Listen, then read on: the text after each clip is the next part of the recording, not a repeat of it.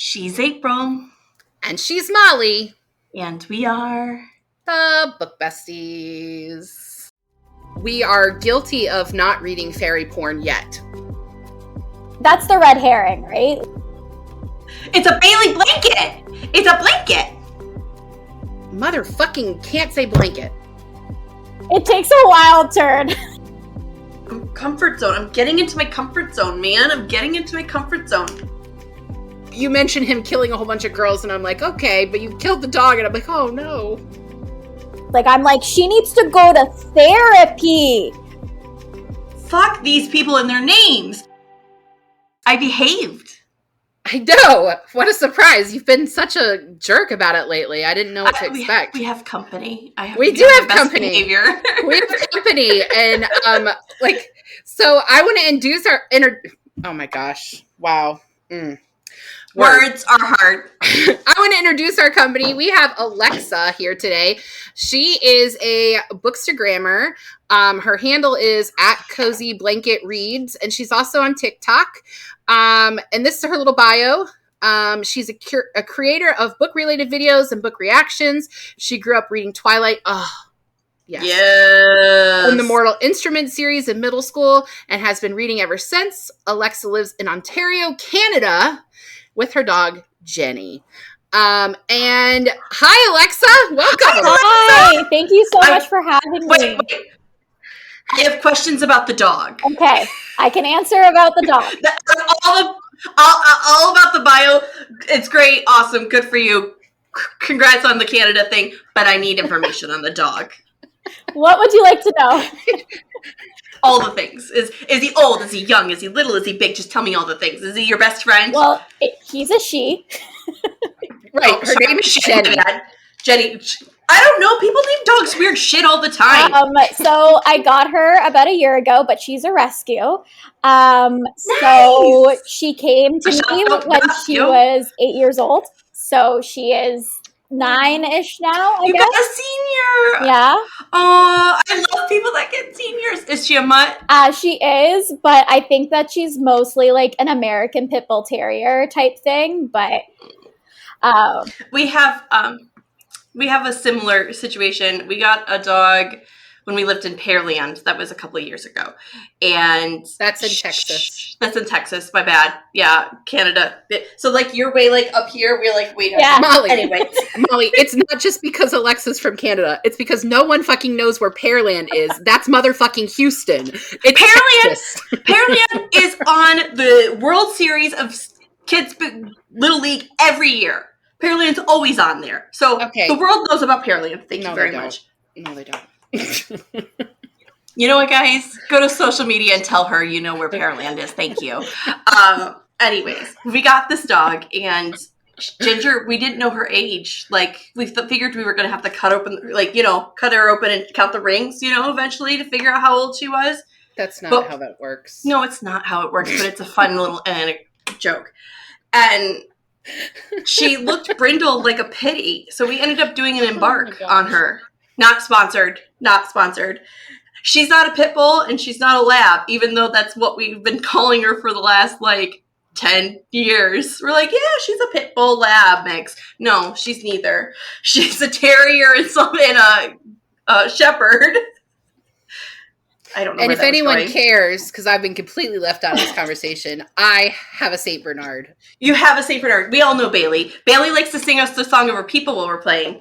She does. Well, I can't ever get my dog's DNA tested because in Ontario, Canada, you're not really allowed to have pit bulls. They're considered illegal. So if they ever found out that she actually was a pit bull, and she ends up fighting someone, then they could put her down because it's illegal to own one. Hey, what? Hey, Alexa, we do have Canadian followers. So. I mean, I don't know for sure. She came into the country as a boxer mix, and that is what is on all of her paperwork. So sounds good to us. Jenny's a boxer mix. There are actually areas in the U.S. where pits are illegal too. Yeah. Oh yeah, and a lot of apartment complexes won't let people have them. It's not a pit problem. No. It's not a pit. It's a breeder and caretaker problem. Facts. Dogs are generally well behaved. Exactly. She is the Facts. sweetest dog. She would never bite any person. I mean, well, she's too tired. At that age, she's too tired for any of it. like, I mean, she'll run for about 5 minutes and then she's like, I'm done. I'm done. She won't play with toys anymore. She like loves her treats. She just want to sit and like lay down everywhere. That's my jam. That's my jam. Yeah. That's what's up. Bailey thinks she's a lap dog, but she weighs like 200 pounds. So she's a lap dog. It's fine. She's just a really big Those lap pictures dog. of people with like huge dogs on their lap, though, is like my favorite thing. With simple choice. With me, she won't, like, if I'm sitting on the couch, she won't get all the way on the couch. She'll be with her front paws and her head in my lap, with her back paws on the ground. I don't know why that's how she lays with me. But with Tom, she literally, covers all of him. Head to toe, he's covered. I'm like, it's a Bailey blanket. It's a blanket. I'm like, it's a blanket. I'm the one that's always cold. Like, why do you get the Bailey? See, it's so hot in my apartment that during the summertime, I'm like, Jenny, get off of me. But then in the wintertime, I'm like, come back. But like, she's so used to me saying go away that she like doesn't want to cuddle. But it's like literally. She's like, I remember what happened last month. She'll just sit like right beside me on the couch instead. Yeah. You know, my children don't cuddle. Not anymore. Well, James isn't a cuddler, but that's the autism. Sam lives for the cuddle. Like, honestly, he probably needs some boundaries. No, I'm good with it. Let him be a mama boy. Keep it up. Well, he's only 6, so it's fine for now. But when he's like 16, I might be worried. Tater, just till the recent times, till she felt like she's like, I'm too big. No, you're not too big. If you want a hug and a cuddle, I will hug and cuddle you, kid. You're always my baby. All right, anyway, so let's talk about before we get to the book, let's talk a little bit more about Alexa. So I was trying to find some guests to bring on the pod for season 3. We've had some great guests on. We've had our friend Nurse Katie, who's been on 3 times. We've had Francesca Zappia, who's coming on again this season. Yes, and we were really looking, Chezzy, our friend. We were really looking to bring in more people who love to talk about books. And so as much as we do. Right, exactly. So I messaged Alexa and was like, hey, I have this podcast with my friend Molly.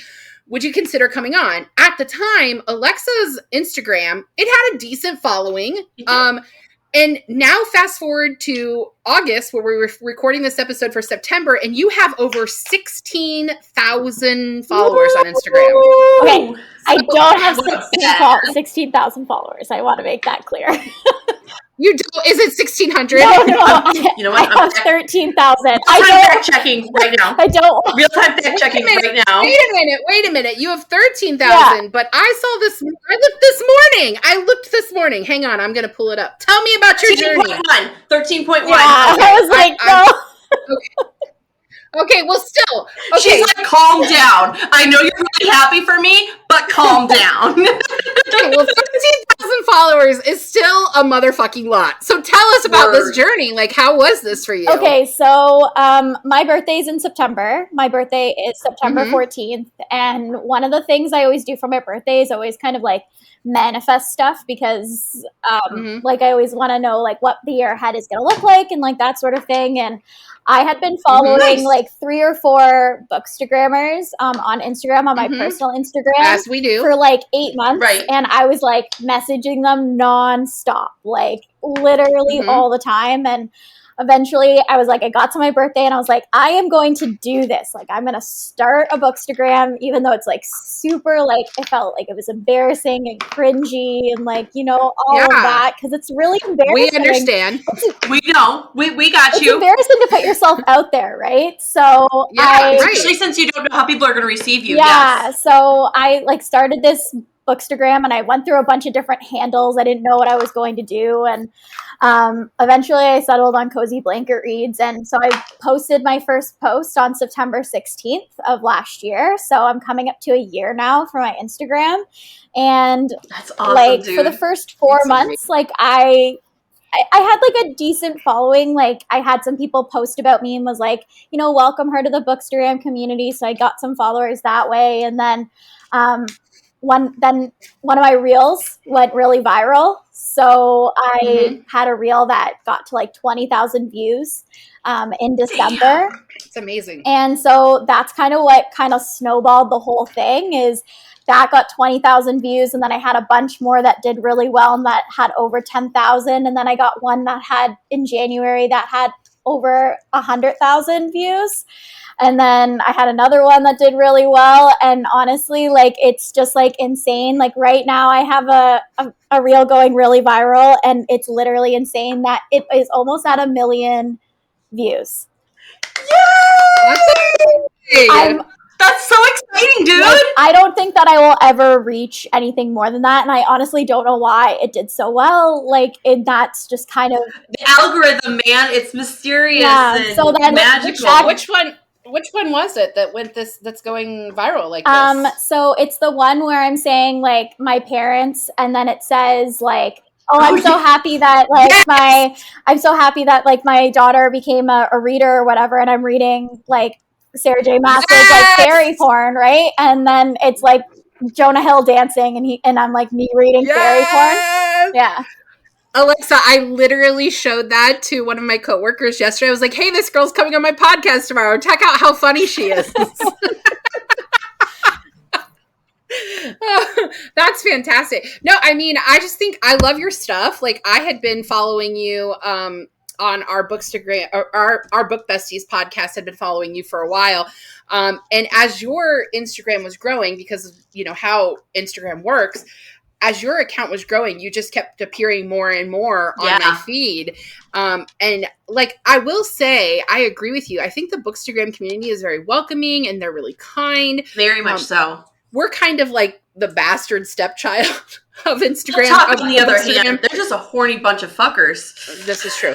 But we're like the stepchild because we're not really Bookstagrammers. We're podcasters. And so like, we have this weird, like, where do we actually fit in? Because we don't fit in the podcast world either. Right. We're not podcasters on Instagram, but we're not really Bookstagrammers. Right. I would say you fit in the Bookstagram community because I was on another podcast and like thank you. They are in the Bookstagram community and like they like post and they make like photo pictures and stuff like that. So yeah, that's where I feel like we belong because if it has to do with books, I'm here for it. But we are guilty of not reading fairy porn yet. We have not. Molly and I have not actually read any Sarah J. Maas, but we will be this season.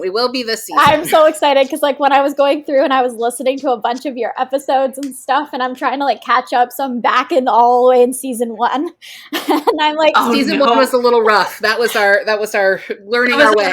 That was our growing years. But I had to listen to the Twilight episode, so like that was why, right? Oh, yeah, the Twilight episodes is golden. It's choice, and we're gonna include it here in the comments so our listeners can go and find it for themselves.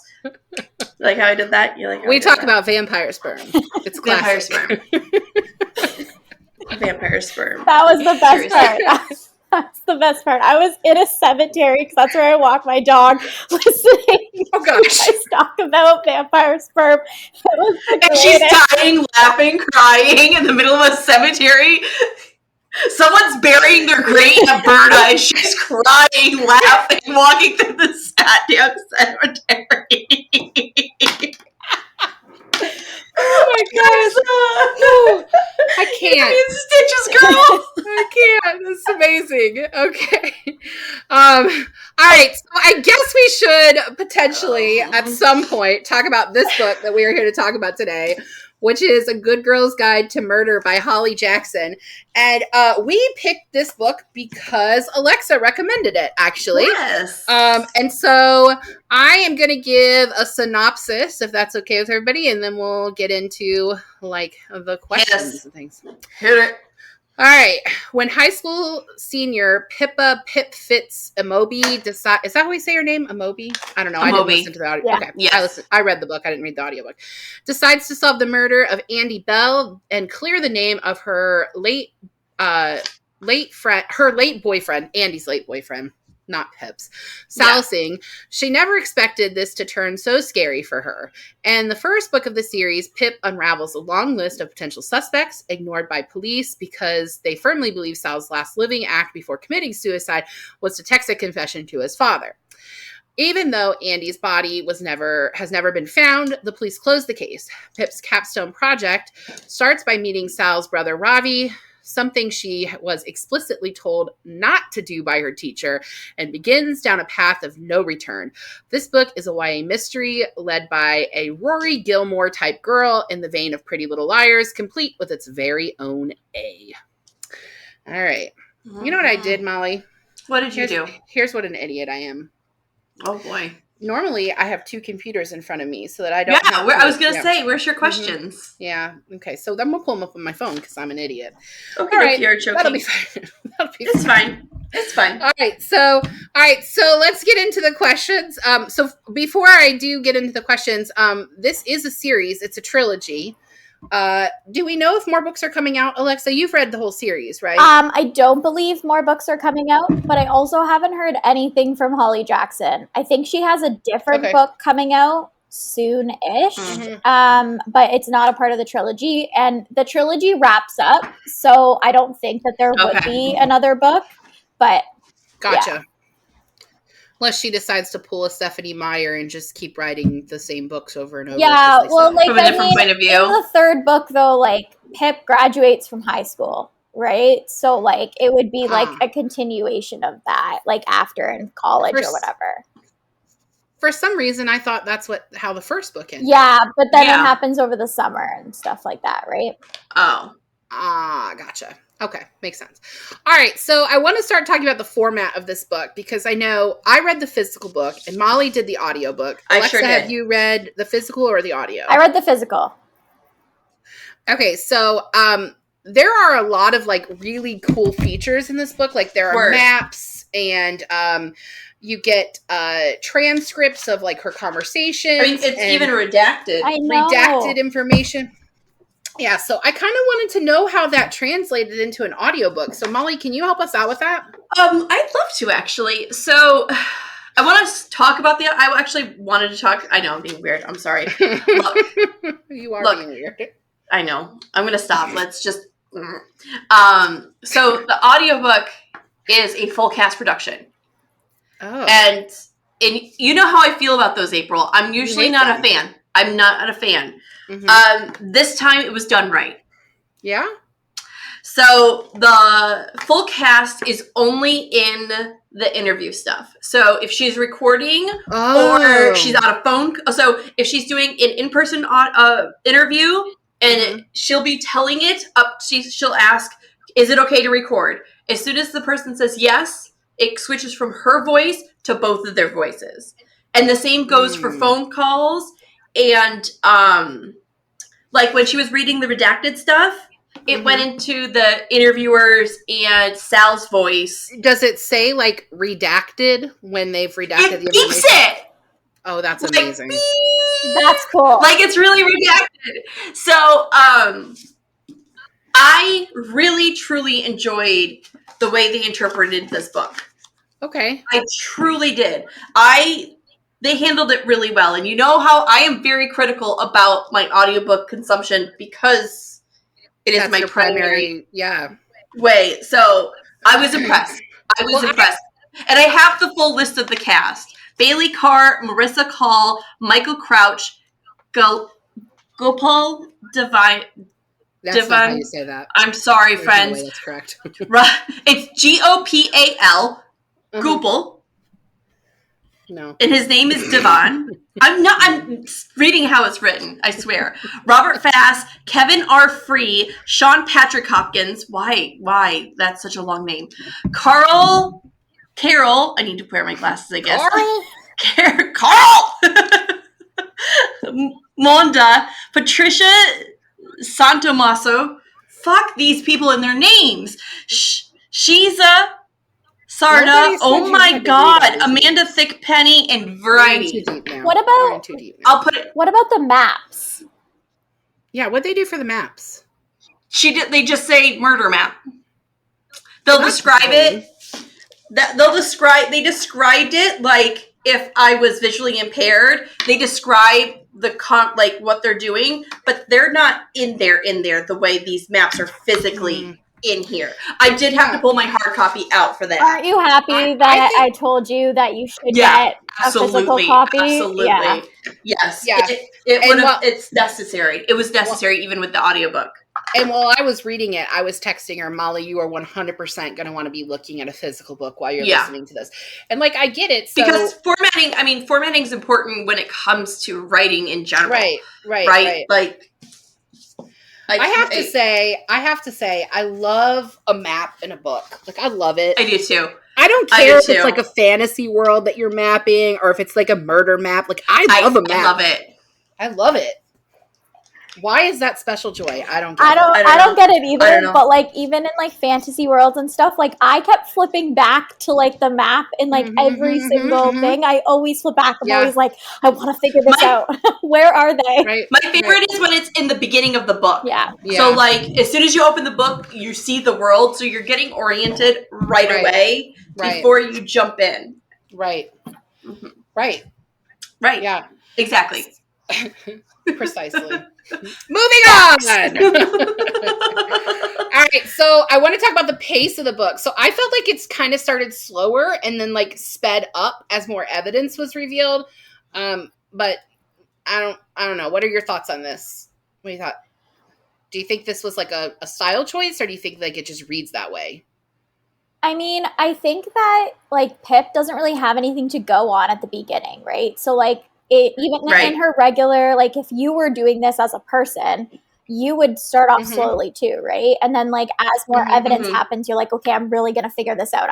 It's gonna happen type thing. And like especially with like all the things that she starts to uncover, like it just becomes a snowball effect. Like even if she wanted to stop, she wouldn't be able to, right? Because of everything that consumes her at that point. Yeah. I think that's a good mystery always picks up the pace like that. Right. But it reminded me, like, this book reminded me so much of the Pretty Little Liars series. Not so much the book series, which I did read, but, like, the TV series.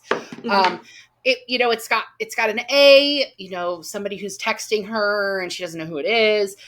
She's getting threatening notes. She's trying to uncover a mystery of a murder.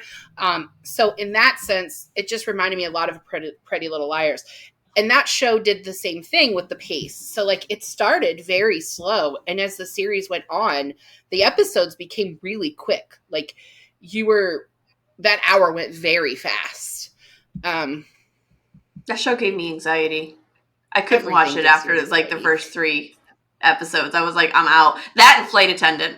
The Kaylee Cuoco show. I've never seen on HBO Max. It gave me anxiety. I could read a mystery. I cannot watch a one. It freaks me out. So anyway, I don't actually like mysteries. Like that's not my jam. That's Molly's thing. I love it. We're gonna cover Karen Slaughter later this month. Yay! Honestly, hey, she shared one of our things on Instagram. So I know. So mad be nice. I'm not really a big fan of mysteries either. Like mystery thrillers, like that's not really like what I normally am into. And I think that's what do you lean towards normally? Romance and fantasy, particularly contemporary romance. I really enjoy, and then like YA fantasy. Those are my 2 like main things that I like purchase books So from. April. Same. Yeah, that's my favorite too. Contemporary romance and YA fantasy. Yeah, so I think 100%. That's why like this book took me by surprise. Like I didn't think that I was going to enjoy it like a big amount type thing. And then I rated the whole series 5 stars. Like I loved it from start to finish. So I know like it's always like the second book you don't think it's going to be like any good. I actually thought it was better than the first one. But that's how I feel about. Well, is this her first book? I'm pretty sure. I'm pretty sure that was her debut. The second book's always better because they've gotten into a comfort zone with their writing. Yeah. What were you doing? Comfort zone. I'm getting into my comfort zone, man. I'm getting into my comfort zone. Yes, that's exactly what I was thinking. You're doing like Lizzo right now. No, I don't agree with you on that, Molly. Well, because the writing was terrible in Twilight, but New Moon was far worse of a book. I could not agree more. And then you've got a series like Suzanne Collins, who is just like she's an amazingly skilled writer. But Suzanne Collins been a writer for a long time before Hunger Games came along. I know. But Catching Fire is my favorite of that trilogy. Word. It's just like amazing. Yeah, like sometimes because she got into the comfort zone, man. She got into it. I feel like I'm gonna own it. Whatever. I feel like because the second book, the characters are already developed, and like it's a different type of mystery type thing. So I think that's why I enjoyed it. I also really enjoyed like Pip and Ravi's relationship a lot in the second book because they're very cute together and like So I'm sorry, but as a grown up, I would not let my daughter date a boy that wasn't in high school. She was a high school senior. I agree. I found that really surprising. I was like, because he's like 20, right? Yeah, I was like, am I seeing vibes here? Like, I get that she's 18, but like, no, she's in high school and he's not. Yeah. Yeah, like, but also, I have a lot of beef with her parents in this book throughout. A huge beef with her parents throughout this book. Like, yo, your kid's chasing a murderer. No, like, literally the parents don't get any better throughout the whole series. Like, I'm like, she needs to go to therapy. Like, but again, this is like Pretty Little Liars. Where are the parents and all of this? Where's the grown-ups?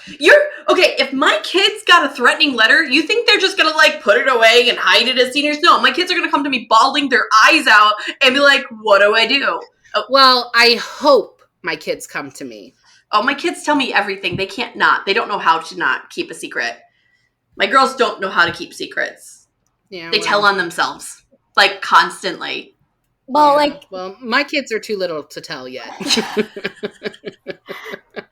But just could go either way. Just based on like how the book ends, like that Pip is going to have like trauma about that final event. Oh, for and, sure. Like it doesn't get addressed like in the second book, and she just deteriorates. And so like the parents just get so much worse, and it's definitely meant to be written that way, right? Like it's meant to be like like her parents are just terrible. Yeah, like you could tell. Like it's not even that they're terrible. They're terrible. They were supportive. They're just to me. They're not paying attention. To me, this is a fault of the writing.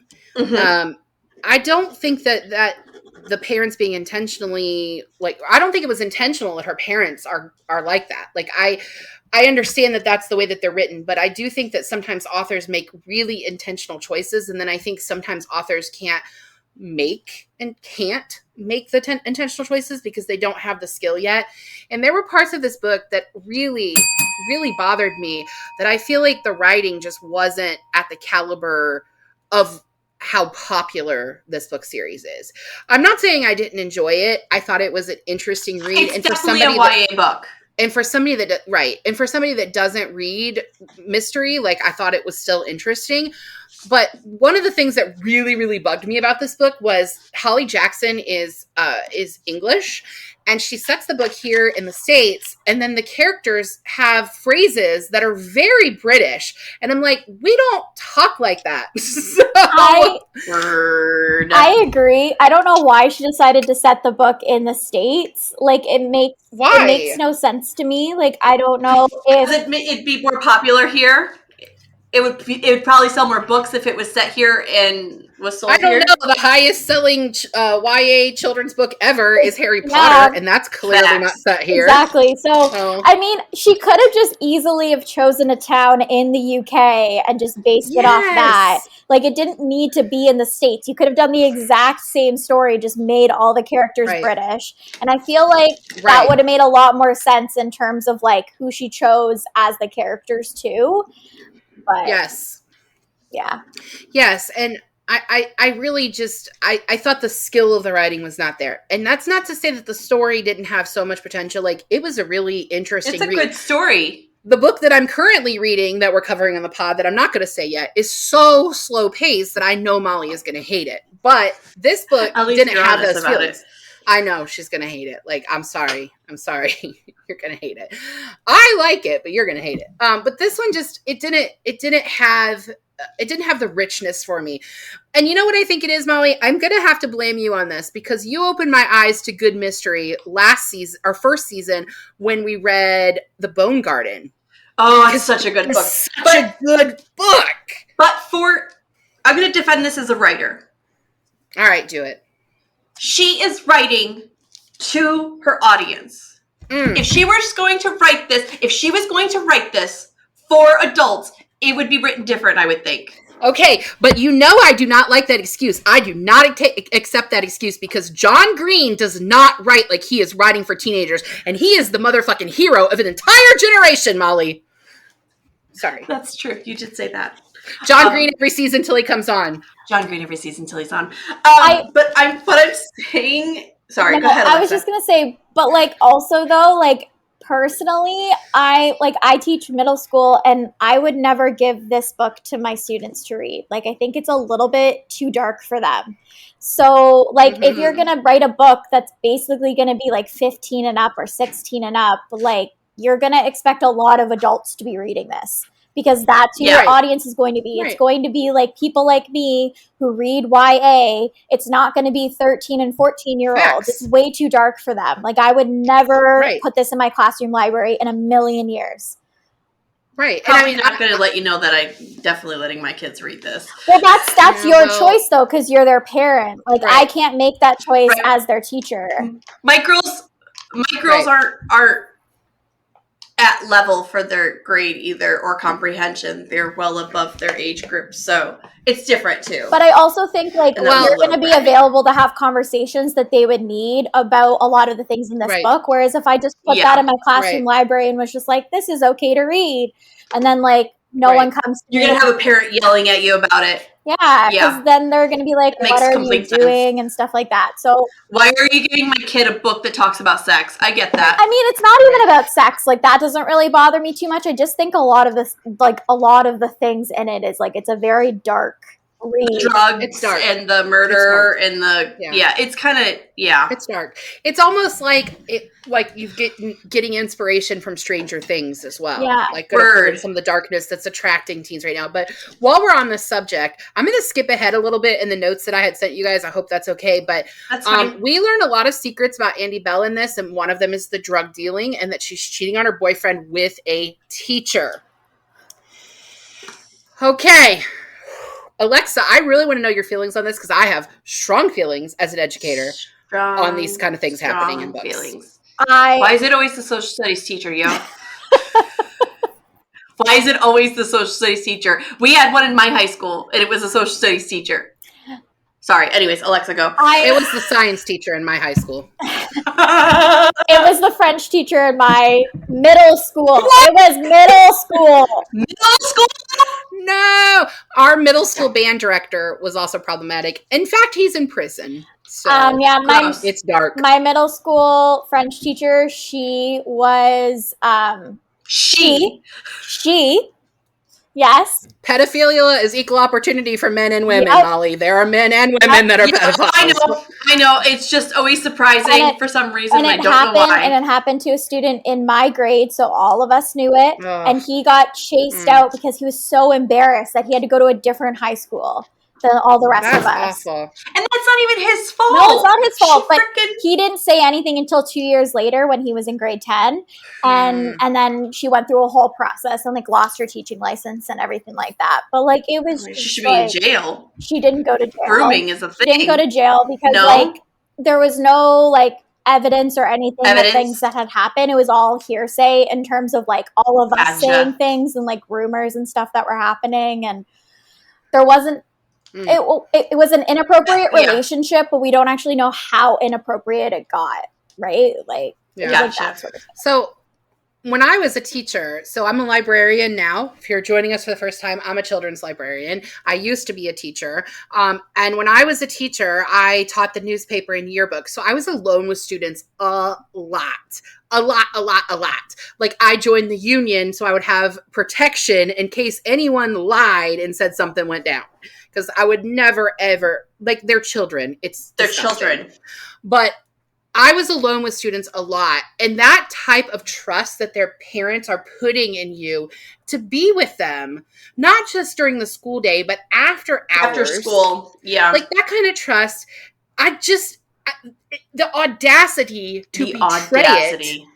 and to hurt a child like that. And then this is what's happening in YA books, because this isn't the only one that this is in. It's also in Pretty Little Liars, a book we're going to read later this season, Molly, called Before I Fall. There's a teacher-student relationship in that one too. And like, this is not something to aspire to. This is not something for a teenager to want. But it's also real life. But I really want it to be more rare than all three of us knowing somebody that this has happened to. I want it to be more rare than that. But our main character in here, sorry. No, you go ahead, Alexa. You go ahead. Our main character in here openly admits she finds it disgusting. She knows her classmates find it disgusting. She thinks something's wrong with the girl. What the hell's the damn dead girl's name? Andy. She knows. She knows Andy's not right if she's asking to do this.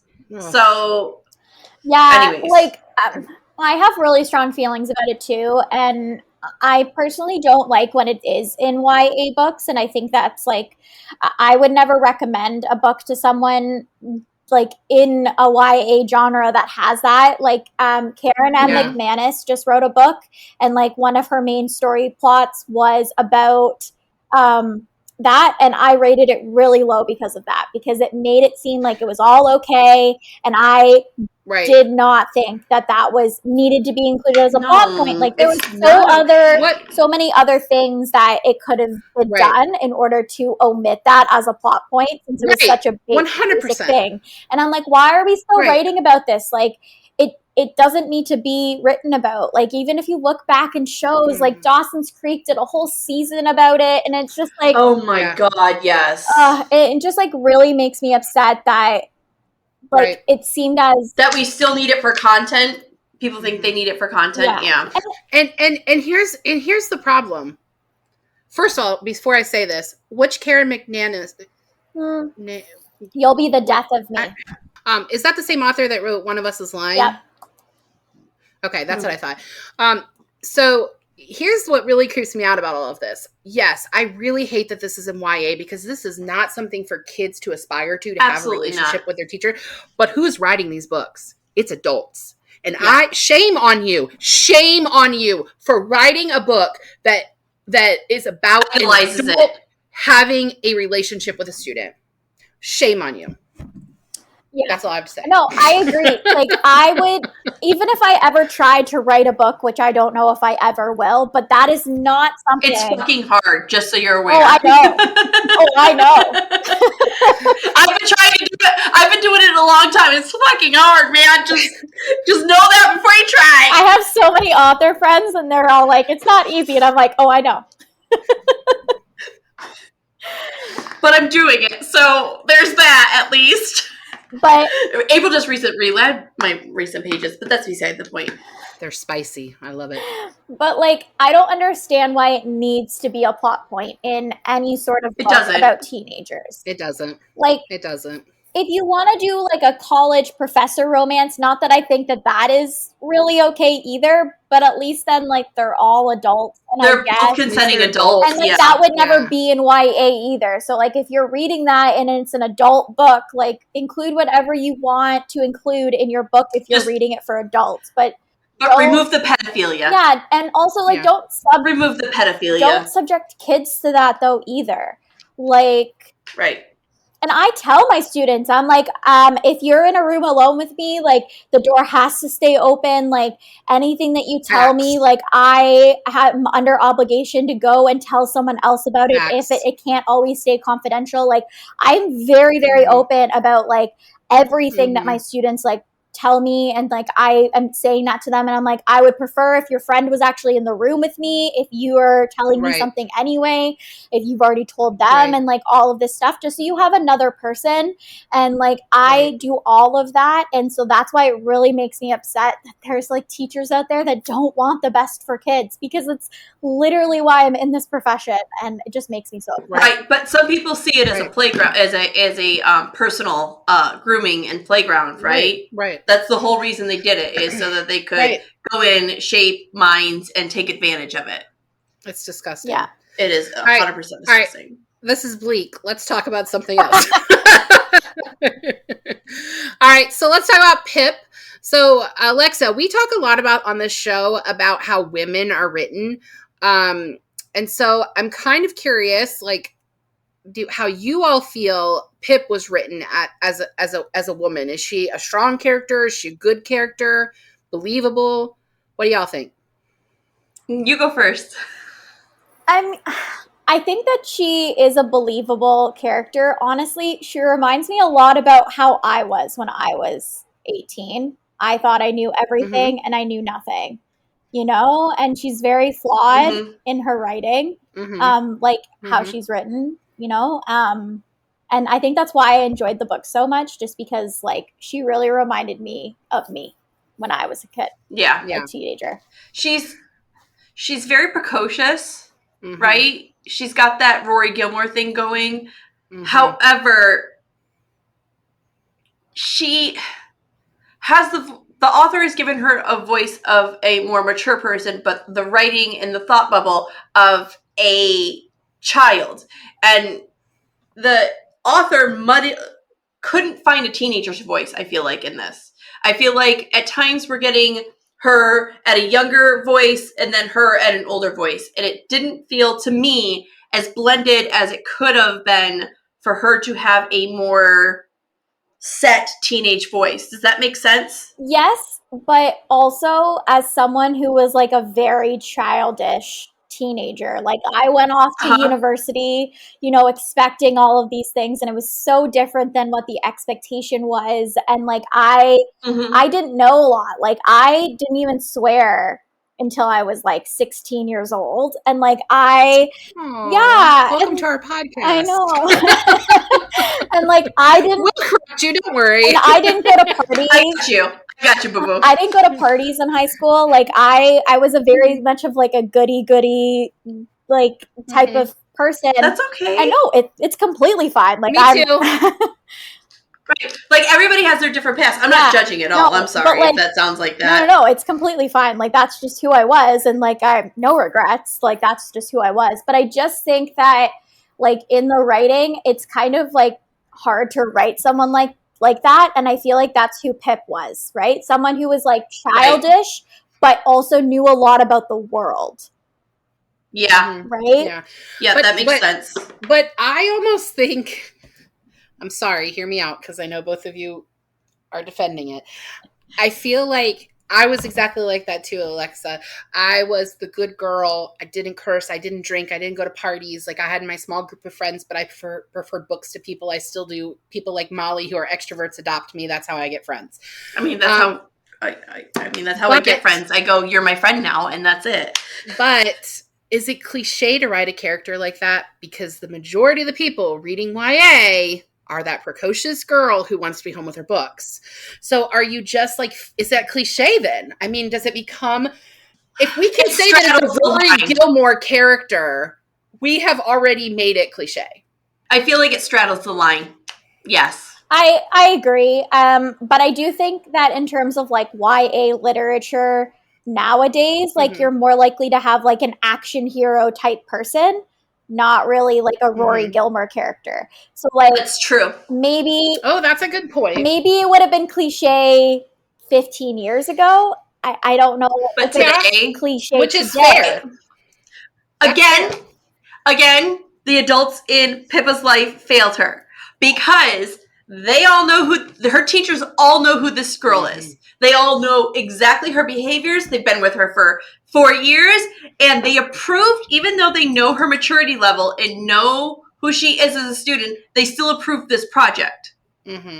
So, again, the adults set her up for failure. Like, her parents aren't paying attention, her teachers are kind of ignoring it. It's just... I mean, there is a teacher that's paying attention. But it's not the one we want paying attention, yo. I do believe he cares about Pip. He's known her like her entire life, but he also might be a murderer. So anyway, all right. So as Pip starts to unravel, it's fine. As she starts to unravel the truth about Andy's murder, she begins receiving threatening messages. Someone breaks into her home, and someone dog naps her family pet. Yeah. Fuck that shit, man. Fuck that shit. Fuck that shit. Didn't even get to ask my question. That's fine. Sorry, keep going. My question was anything surprising to you? But, there you go. Mad about the dog. That was surprising. I cried when the dog died. Cried. I was very surprised about the dog. Okay, so I did not see that coming. I have a question because I recommend this book quite a lot on like Bookstagram and stuff. And like someone messaged me and they said, like, you really should have put a content warning for the dog dying. Yeah. And I was like, how would you though without that being a spoiler? Well, this is my point, is that like if I say that like a pet dies in the content warning, then and it's the only fucking pet in the book, then you know that this dog is going to die, and I feel like that kind of takes away from the shock factor of like what one of the main points of this, like emotional points of this book is. Yeah. Right? Yeah, that person can fuck off. Yeah. And it also, I don't think you need a trigger warning for it. No. And on this podcast, Holly Hoover, on the other hand, that hoe needs trigger warnings left and right. Well, her name is Colleen. I said Colleen. I thought you said Holly. I said Colleen. Okay. Rude. Well, yeah, like I do try to give content warnings and stuff, but I just feel like that didn't really need a content warning. Like dogs die all the time. Not that way, but yeah.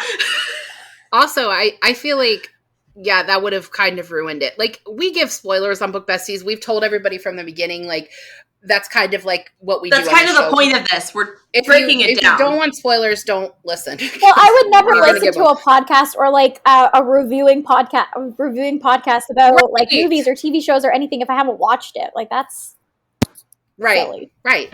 It's like, but you'd be surprised people still complain. Yeah. The only book we didn't spoil was Cats and Yammer by our friend Chezzy because it hadn't come out yet.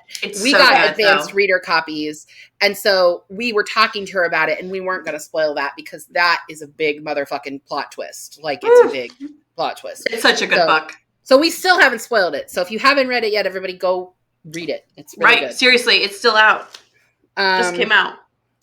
Yeah, it came out in June. So, all right. So the dog, I think that was for me the moment that I was like, oh, I feel emotional right now. I don't get emotional a lot when I read anymore. Except Colleen Hoover did it for me. I cried in the shower, and anything by John Green will make me cry because he's John Green. He's a genius, and I love him. Please come on our show. John Green every season till he's on. But I was like surprised that a part of this book would get to me, and that was it. And we started talking this episode about our dogs, and I think that's where that emotion comes from. Right, there are family, people. And I was actually, I don't have a note about this, but I want to tell you something else that surprised me about this book, and it has to do with Pip. And I texted Molly. I said, what did I say? Prediction about this book without context. Pip slips on her floor wearing her socks while the murderer is chasing her.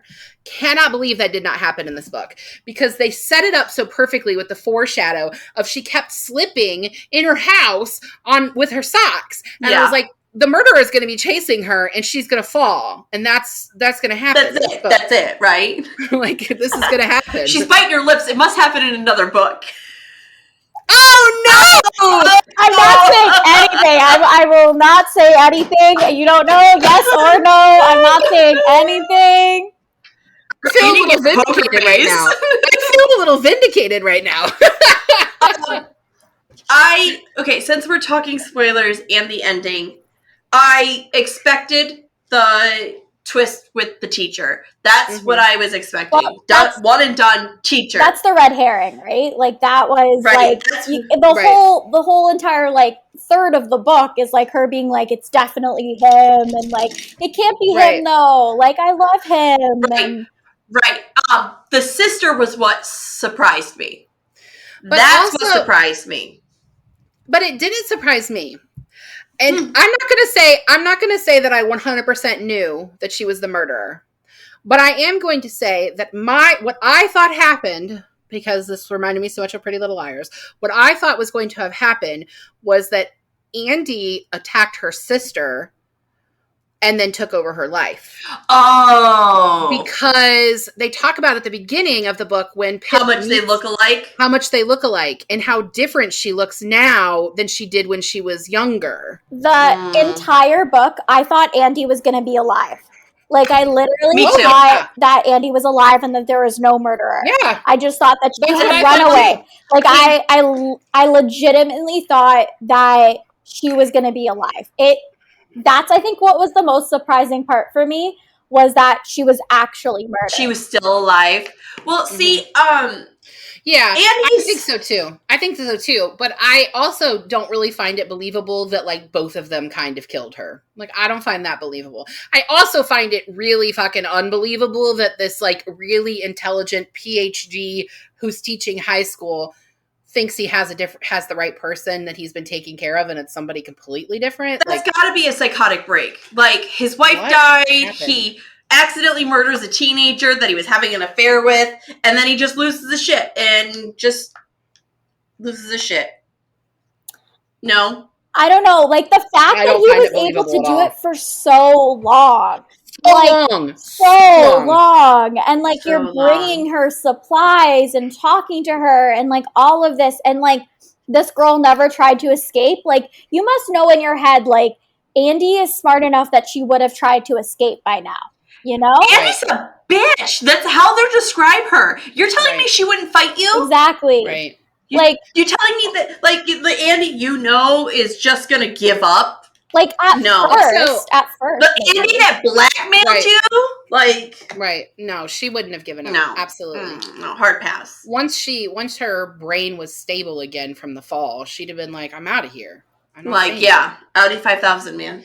I did think there was a really interesting deviation between it being like the teacher or the sister. There was one person that only comes up once, but he has the same initials as somebody that's in her by her planner.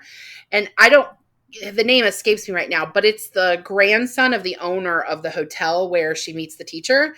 He has the same initials as somebody that's in her planner. So I thought, well, that would be really an interesting plot that we barely know anything about him, and he would come completely out of nowhere. There's a phone sorry. Oh, you go ahead. There's a phone interview at the beginning with Andy's two best friends. And during one of them, well, I can't remember which one it was, she says, Andy is gone, dead and buried. Mm-hmm. Like, she knew where Andy was. And she's the only person that, like, still had a hope that there was finding Andy. And I was certain that girl had something to do with it because she was the only one that was certain Andy was buried. Mm-hmm. Certain Andy was buried. And I was like, well, why would she think she's buried if she didn't have a hand in putting her in the ground, right? Like, I just thought that was something she was saying because she was, like, buried in the woods or something. I don't know. By Sal. So the next book in the series is her making a podcast about what had happened in the first book. And then she finds, like, a different mystery and does a podcast about that. So, like, all of the... So she's Crime Junkies, # not sponsored. So... if you do want to sponsor us, we'd love to be under your brand. We'd love to be under Audio Chuck. Give us a call, man. Bookbestiespod@gmail.com. Ashley Flowers, hit us up. We'll cover the book. So, like, all the stuff that she had recorded and stuff like that goes in, like, the podcast type thing, which, like, makes people, like, want to listen to it. But then, like, all of the Andy stuff still comes up during, like, this new mystery, and it continues on. So there's, like, a lot of things in the book where you're like, oh, like, that didn't wrap up quite as well as I would have wanted it to. It continues all the way into the end of the third book. Like, and then everything gets, like, wrapped up, and you're like, oh my gosh, this is mind blowing. Like, cool. That's cool. I like that. Yeah. I still don't think I'll read the other two, but that's good. I don't either. Together. But listen, this is nothing against this book, truly, Alexa. if Molly and I don't put it on the pod, we don't read it these days. Like, honestly. My TBR is as long as my arm right now. And because we're reading a book a week. Spreadsheet for us. I just started a separate spreadsheet for us for our TBR for the seasons. No, that is totally fair. Like it is so hard to keep up with books anyway. Like I'm currently reading Throne of Glass for the first time, and these books are huge. Like I've been reading this since January. Like that, right? Yeah. I've been reading this since January, and it's just like, oh my gosh, like you just don't have time to read anything else except for these books. No. And I read like other romances in between, but it's so hard. So like I totally understand. So are you like me and do a single book at a time, or are you like April and have multiple books going? Oh, I have multiple books going all the time. I can't with you fuckers. But I can't do the same format. So I read 2 books at once. I read an audiobook and a physical book. If I add in another physical book or another audiobook, I get very confused, even if they have nothing in common. I'll just be like, why is Pip in the middle of Project Hail Mary? What's she doing in space? I can do 2 of the same medium as long as they're not the same genre. So like I can't read 2 fantasy books like the same, and like the same thing is like I can't listen to 2 romance books because I'll get confused. Yeah. But if I'm listening to like a fantasy book and I'm listening to a romance, like I can tell the difference. But right now I'm not reading any other fantasy except for Throne of Glass. I've tried and I have failed because it's heavy. Yeah. But there's just like a lot of characters. Like literally you could beat somebody with it. It's very heavy. Literally. Like there's just a lot of characters. There's like 20 characters. Literally. Like main characters. I hate when books do that. Night Circus muddled us down. Like Night Circus was so character heavy. It muddled me down. Look, you cannot get away with saying that the Night Circus had too many books when your favorite series is Discovery of Witches. Had too many characters. When your favorite book series is Discovery of Witches. It's different. It's not. They're both fantasy books that have long lists of characters. Yes, but those are 3 books. So much similar. 3 books. 3 books, not 1 book. 3 books. All right, that's fair. I really feel like have you read Discovery of Witches, Alexa? I have not. That's okay. Shush your face. Deborah Harkness is a national treasure. Yeah, Deborah Harkness is a national treasure. But I totally understand like not reading the other ones in the series unless it's on the podcast because like I completely understand. Yeah. Yeah. I've put in a few books of my own reading that weren't pod over the summer, which were romance books. Like I read the sequel to I read Hook, Line, and Sinker, which was the sequel to It Happened One Summer, and I read another Emily Henry. Which one was it? Book Lovers. Book Lovers. Yeah, I kind of fit those in because I just needed a detox from the heavy, and I got really far ahead of Molly in the reading. I had to detox after Colleen Hoover too, though. I read Delilah Green Doesn't Care after Colleen Hoover because have you read It Ends With Us? Oh yeah. Yes. I was gonna say, what one did you read? It Ends With Us. Woo! Ooh. I was not prepared. Same. I was not. Anyways, we should probably get back to the book we're supposed to be talking about, huh? Yeah, okay. I think we've answered most of my questions. So, let's see. I just have a note on here to talk about Sal. Because Ravi is Sal's brother. He has been ostracized because the small town mind has decided he'll probably be a murderer too, because that makes sense. Like, yeah. How did you feel about his involvement in vindicating his brother? And my other question is, did Pip really need him as a love interest? Absolutely not. Go ahead. I don't think that they needed Ravi as the love interest. I think that was like a weird turn to take. But like you predicted it because they were acting all flirty together, but they didn't need to be flirty. Like he could have just been a fun sidekick. But I also think that it brought like a really big personal kind of vibe into it. And like she couldn't separate it because it was his brother. Whereas maybe if he wasn't as involved and it was only like an interview about it, that she could have like stepped back when she should have instead of like going through everything. This is going to be for Molly. It's just a light bell. I have this beef with a lot of books. We do not have to have a love interest every time we write a book. Look at me. Facts. In the eyes, authors. Facts. Listen at me. We can have platonic opposite sex friendships that don't have to be gay. We can have these things. You just have to fucking write it, dude. Just fucking write it. Thank you. Facts. Thank you for coming to my TED Talk. I was going to say, thank you for coming to her TED Talk. I think the problem that a lot of authors have is they don't know how to write banter that doesn't sound flirty if it's coming from the opposite sex. Right. And because they know, you know what it is? I need to do that. I need to show them how it's done. I need to show them how it's done. But can you finish the romance novel you're working on now? Because it's really good and I need more. I know. Matt's been giving me a hard time too. I'm working on it. Listen, Alexa, she said she didn't think she could write a sex scene. Then, like an hour later, she texted myself and our friend Nurse Katie her sex scene. I was asleep when it came through. So I read it the next morning and was late for work because that's how motherfucking good it was. I was so mad about it. I was like, what is she talking about? Can't write a sex scene. It felt chunky. Like, well, that's what the second pass is for. You just got to sit down and write it for the first one, and then you can do another pass through it after. Thank you. It feels chunky, but that's beside the point. We're not talking about my writing because I'm getting embarrassed. So the only thing that made me uncomfortable was like I sort of felt like I was in your bedroom with Matt, and I've known you guys for a really long time, and that kind of I didn't like that part. That's embarrassing. I don't really like that part. But other than that, we're fine. As long as it's not you and Matt, we're good. But yeah, like I agree. I think that the murder mystery part was good enough on its own. Like I don't think that the romance was needed. Like I think it was it's not a thing in the background anyway that could have been easily taken out. Even if you wanted to include Ravi in the situation, they could have done all the same things just without the flirting. Right. This was my argument on Hunger Games. We didn't need a love triangle. We don't need... You shut your mouth. PETA is goals. He is goals. I'm not complaining about PETA.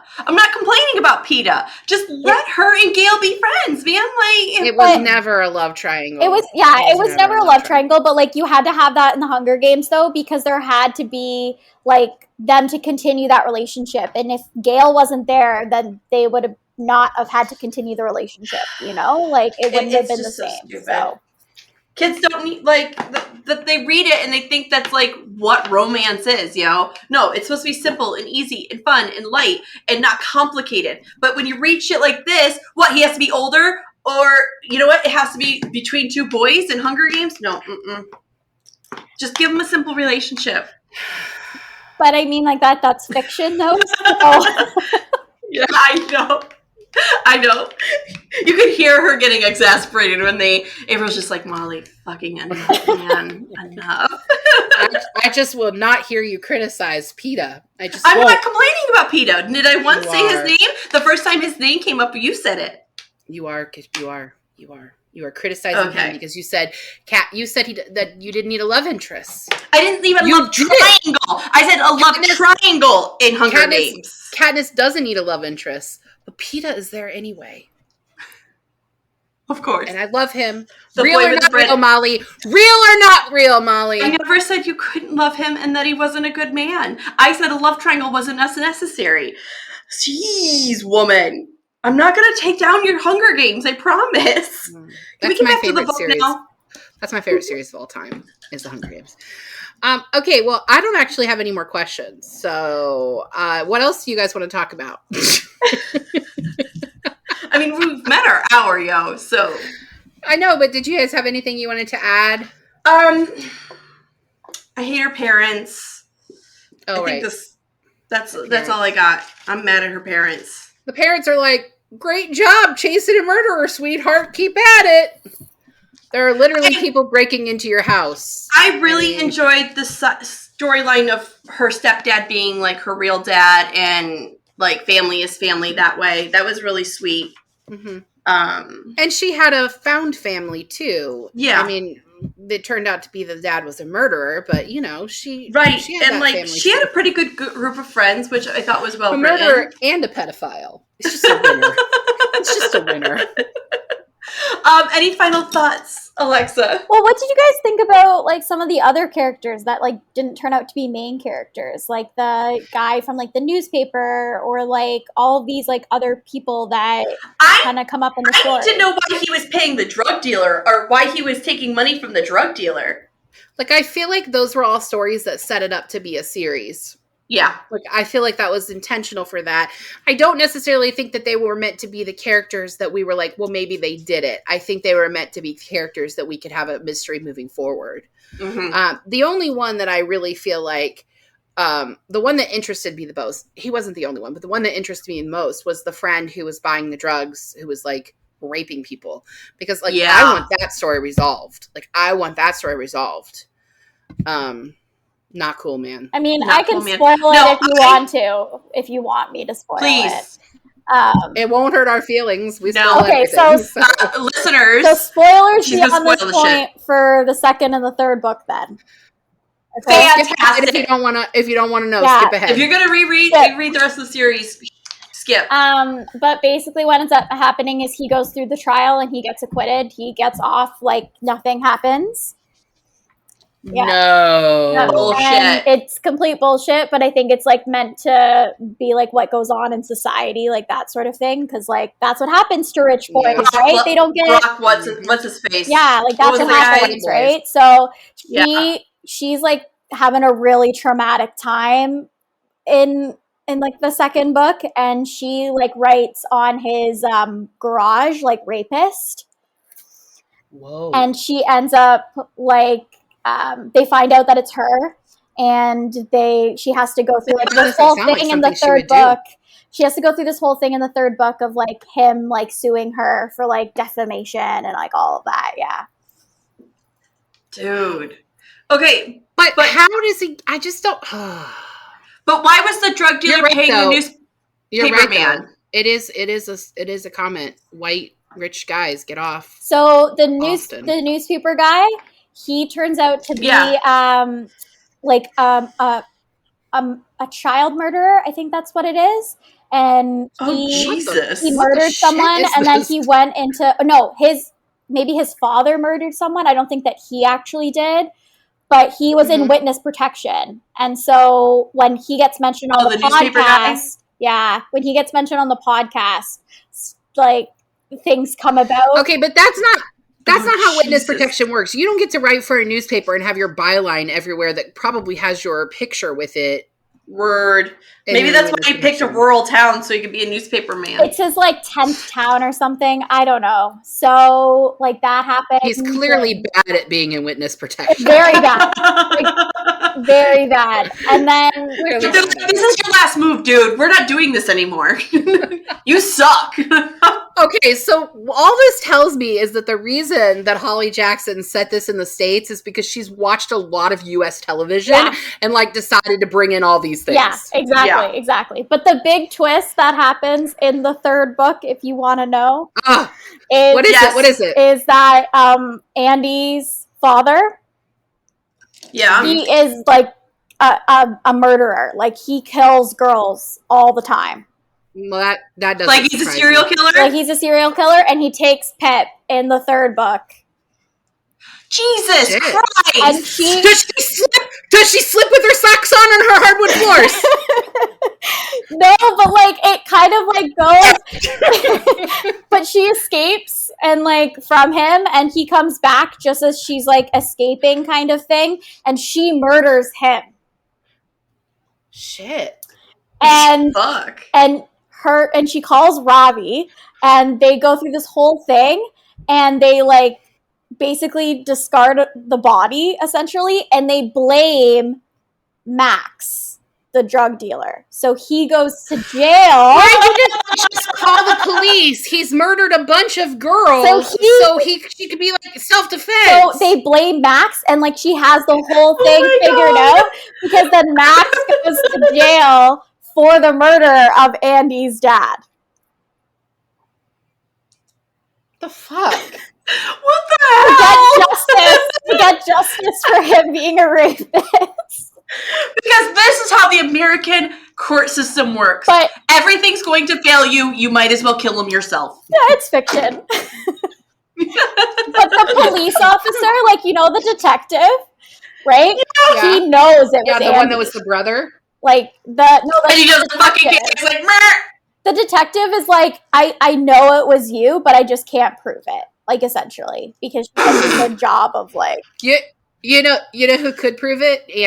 And Pip, she could prove it. Like, yeah, if she weren't actually the murderer, for sure. If she weren't even the murderer, right? she could solve it. She covered it up, so that goes through that whole process, and then she because she's afraid that she's gonna get caught for this murder until Max goes to jail and he's actually found guilty and everything like that. Her and Ravi pretend breakup for a whole year and they don't speak. And then it ends with them kind of speaking again, and that's the end of the series. It takes a wild turn. It's so weird. I love it. In the second one, the newspaper guy dies, so the first one starts off with, oh man.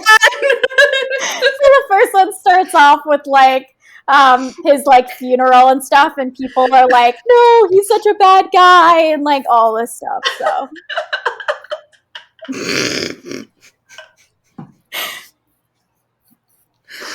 all right, well, it takes a wild turn, but I think that's why I really liked it, because it's not really you know what? Your description makes me want to finish this series now, just because I want to be like, what the fuck? What the fuck? What the fuck? The whole time I was like, this would never work. Holly Jackson, why? Yes. And if she does, and she never slips, that's annoying. You set that up. At least that should have happened. She should have slipped on her socks in the hardwood floors. I'm mad about that. I'm also mad about the dog dying. Did they get a new dog? No, but you find out that the guy that stole the dog in the first place didn't actually kill the dog, just let them free, because that was Becca, right? That was the sister. So she just let the dog go. But the person who killed the dog was their father. Because so someone did kill the dog. I thought, oh gosh, that makes it worse. Oh, my heart hurts. Yeah, he drowned the dog on purpose. Notice you mentioned him killing a whole bunch of girls, and I'm like, okay, but you killed the dog, and I'm like, oh no. You're like, no, she's coming in. Whoa. Not the dog. I know. I read them all 9 months ago. I'm doing a real bad job of No, it's perfect. You are exactly the content that Book Besties love. Mildly vague, hilarious explanations. That's what we do. Well, if y'all don't have anything else, I think we can wrap up and talk about what we're doing next week. Is that okay? Please. I think so. All right. So next week, we are talking about this book, Project Hail Mary by Andy Weir. We covered The Martian in the first season, and so we're doing this book this season. And I finished it this past week. And is it as good as the first book? I can't wait. I took a book break because I was getting the girls ready for school this week. Molly. I love his writing. He's so smart. It's so funny. It's so well written. I love sci-fi movies, but I don't read sci-fi. But I would read anything Andy Weir put out. Anything he writes. He is so really good. Really good. So we'll talk more about that next week. And then we'll, the rest of the month, we have The Astonishing Color of After, and then Triptych. By Karen Slaughter. Yep. This is the first book that's in the what we've got coming series. out. Yes, and that's what we've got coming out this month. And you can check our social media. We have everything tagged, pinned to the top, so you can see what we've got coming up for this month. And Alexa, thank you so much. Thank you. This has been so much fun. I've not laughed that hard in a while. That was great. Seriously, this has been great. And we hope you'll come back. Because this was great. Of course. Come back on anytime. Anytime. You're welcome. Anytime. I would thank you so much for having me. I love doing podcasts. Mostly because I'm never on podcasts. So it's fun. It's a different thing. Yes. Well, we'll have you come on again in season 4 then. Maybe you can come on when we do contemporary romance. Yes. Because we tend to do that. Oh, you could do Pride Month with us if you wanted. Mm-hmm. Sure, whatever. Okay. All right, we'll talk about it. It's fine. You read On the Line, right? Isn't that one of the ones you were plugging on social media? On the Line by Casey McQuiston? One Last Stop. One Last Stop. On the Line. I don't know what the fuck On the Line is. One Last Stop. I don't know. She's like, I don't know what these fucking books are anymore. I'm done. I'm like, On the Line. What is that?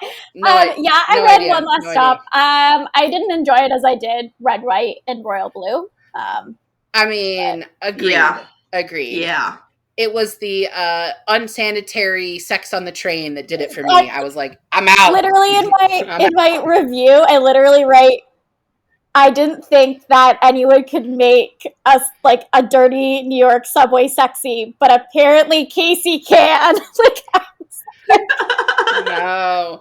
We had our friend Nurse Katie on for that episode because Molly had COVID, and so she was out, and Katie was talking about all the different bacterias on the trains, and I was like, okay. But Red, White, and Royal Blue is so good. I actually read it 4 times in 1 year. It's going to be on Amazon. Amazon Prime just finished it. Hashtag not sponsored. Okay. Hashtag not sponsored. We'll have you come on. We'll have you come on next season, and we can talk about romance books, and then we can just basically fangirl over romance books. We thank you for coming. Yes. Thank you. Till next time. Yes. All right. Next time, guys. Bye. Bye. Thank you for joining us on Book Besties. Don't forget to like and subscribe. Our special guest today was Alexa from @CozyBlanketReads. You can follow Alexa on TikTok and Instagram. Your Book Besties are Molly Biggs and April Watkins. Editing by Thomas Watkins, and music is Sleep Sweetly by Prigida. Don't forget to follow Book Besties on Facebook, Instagram, Twitter, TikTok, and YouTube. If you would like to contact the Book Besties, please email us at bookbestiespod@gmail.com.